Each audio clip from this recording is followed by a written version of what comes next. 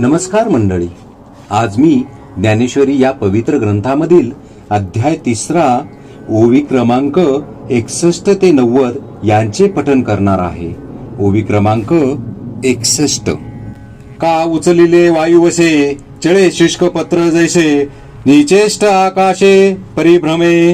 याचा अर्थ किंवा झाडाचे वाळलेले पान निचेष्ट असताही ज्याप्रमाणे वायूच्या वेगाने उडून आकाशात भ्रमण करीते.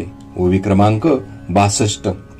तैसे प्रकृती आधारे कर्मेंद्रिय विकारे नैष्कर्मे व्यापारे निरंतर. याचा अर्थ त्याप्रमाणे मायेच्या आश्चर्याने व कर्मेंद्रियाच्या विकाराने नैष्कर्म स्थितीला पोहोचलेला पुरुषही नेहमी शारीरिक कर्म करीतो. ओवी क्रमांक 63. मनोनी संगूज प्रकृतीचा तव वरी त्यागू न घडे कर्माचा ऐशियाही करू म्हणती तयांचा आग्रहोची उरे. याचा अर्थ म्हणून जोपर्यंत मायेचा संबंध आहे तोपर्यंत कर्माचा त्याग घडणार नाही. असे असूनही जे कर्माचा त्याग करू म्हणतात त्यांचा तो पोकळ आग्रह मात्र उरतो. ओवी क्रमांक 64. जे उचित कर्म सांडिती मग निष्कर्मे होऊ पाहती परी कर्मेंद्रिय प्रवृत्ती निरोधुनी. याचा अर्थ विहित कर्माचा त्याग करून व कर्मेंद्रियाचा निग्रह करून एवढ्यानेच जे पुरुष कर्मातीत होऊ इच्छितात. ओवी क्रमांक 65. तया कर्म त्यागू न घडे जे कर्तव्य मनी सापडे वरी व नटती ते पुढे दरिद्र जाण. याचा अर्थ त्यांना कर्मत्याग घडत नाही कारण त्यांच्या मनामध्ये कर्तव्य शिल्लक राहते व कर्मातीत झाल्याचे ते वरवर दाखवितात. निवळ दरिद्र आहे. ओवी क्रमांक 66. ऐसे ते पार्था विषयासक्त सर्वथा ओळखावे तत्वता भ्रांती नाही. याचा अर्थ पार्था असे हे प्राणी नेहमी विषयासक्त असतात असे निसंशय जाण. ओवी क्रमांक 67. आता देई अवधान प्रसंगे तुझ सांगेन या नैराश्याचे चिन्ह धनुर्धरा. याचा अर्थ आता अर्जुना प्रसंगानुसार तुला खऱ्या निरीश्य मनुष्याची लक्षणे सांगतो ती लक्षपूर्वक ऐक. ओवी क्रमांक 68. जो अंतरी दृढ परमात्मरूपी गूढ बाह्य तरी रूढ लौकिकू जैसा. याचा अर्थ जो अंतर्यामी निश्चल व परमात्म्याची ठिकाणी तल्लीन तथापि बाह्यात्कारी लोकाचरणाप्रमाणे वागणारा. ओवी क्रमांक 69. जो इंद्रिया आज्ञा न करी विषयांचे भय न धरी प्राप्त कर्म नो वैरी उचित जे जे. याचा अर्थ तसाच जो इंद्रियांना आज्ञा करीत नाही विषयांची भीती बाळगीत नाही आणि ज्या ज्या वेळेस जी जी कर्मे करावयाची ती कर्मे टाकीत नाही. ओवी क्रमांक 70. तो कर्मेंद्रियो कर्मी राहटता तरी न नियमी परी तेथीचे निउर्मी झाकोळेना. याचा अर्थ कर्मेंद्रियांकडून कर्मे होत असताना तो त्यांना आवरीत नाही. ओवी क्रमांक 71. तो कामना मात्रे न घेपे मोहमळे न लिंपे जैसे जळी जळे न सिंपे पद्मपत्र. याचा अर्थ पण त्यांच्या विकारांच्या अधीन होत नाही तो वासनेने आकळला जात नाही व त्याच्या मनाला मोहाची बाधा होत नाही. कमळाचे पान जसे रात्रंदिवस पाण्यात असून पाण्याने भिजत नाही. ओवी क्रमांक 72. तैसा संसर्गा माझी असे सकळा सारिका दिसे जैसे तोय संगे आभासे भानुबिंब. याचा अर्थ त्याप्रमाणे संसारामध्ये राहून तो इतर जनसारखा दिसतो ज्याप्रमाणे पाण्याच्या संगतीने सूर्यबिंब पाण्यात दिसते. ओवी क्रमांक 73. तैसा सामान्यत्वे पाहिजे तरी साधारणुचे देखिजे एरवी निर्धारितानी निजे सोय जयाची. याचा अर्थ त्याप्रमाणे वरकांती पाहता तो मनुष्य साधारणसा दिसतो बाकी निश्चयाने त्याची आत्मस्थिती ओळखता येत नाही. ओवी क्रमांक 74. ऐशा चिन्ही चिन्ह तू देखसी तोची मुक्तू आशा पाशरही तू ओळख पा. याचा अर्थ अशा गुणांनी जो युक्त असेल व जो निरीच्छ असेल तोच योगी, तोच मुक्त असे तू समज. ओवी क्रमांक 75. अर्जुना तोची योगी, विशेषी जे जो जगी, म्हणून ऐसा होय या लागी, मनी पे तू ते.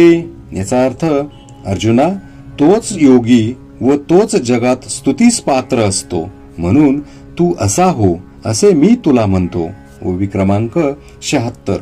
तू मानसा नियमू करी, निश्चळू होय अंतरी, मग कर्मेंद्रिये व्यापारी, वर्त तू सुखे.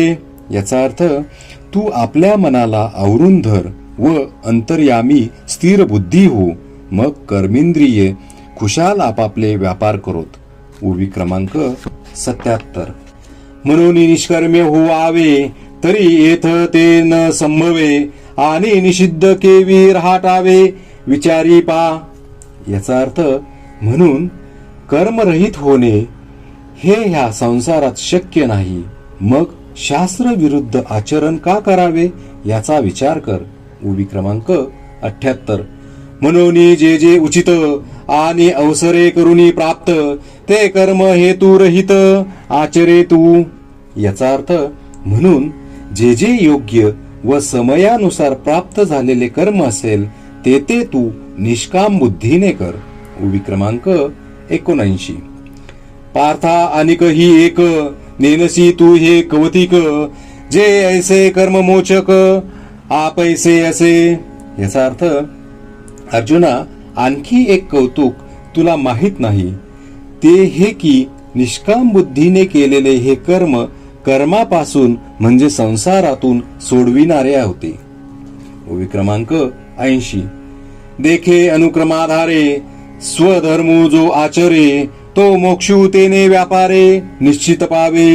याचा अर्थ, पहा, अधिकाराप्रमाणे स्वधर्माचे जो आचरण करीतो तो त्या आचरणानेच निश्चितपणे मोक्ष पावतो. ओवी क्रमांक 81.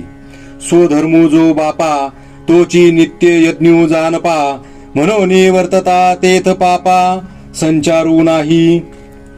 याचा अर्थ, बाबा रे, आपल्या धर्माप्रमाणे आचरण करणे हाच नित्य यज्ञ आहे असे समज, म्हणून त्याप्रमाणे वर्तन केल्यावर त्यात पापाचा रिघाव होत नाही. ओवी क्रमांक 82. हा निज धर्मो जै सांडे, आणि कुकर्मी रती घडे, तैची बंधू पडे संसारिक. याचा अर्थ, प्राणी जेव्हा हा स्वधर्म टाकतात आणि वाईट कर्माच्या ठिकाणी प्रवृत्त होतात तेव्हाच जन्म मरणाचे फेऱ्यात पडतात. ओवी क्रमांक 83. म्हणून स्वधर्मानुष्ठान, ते अखंड यज्ञ याजन, जो करी तया बंधन, काहीच न घडे.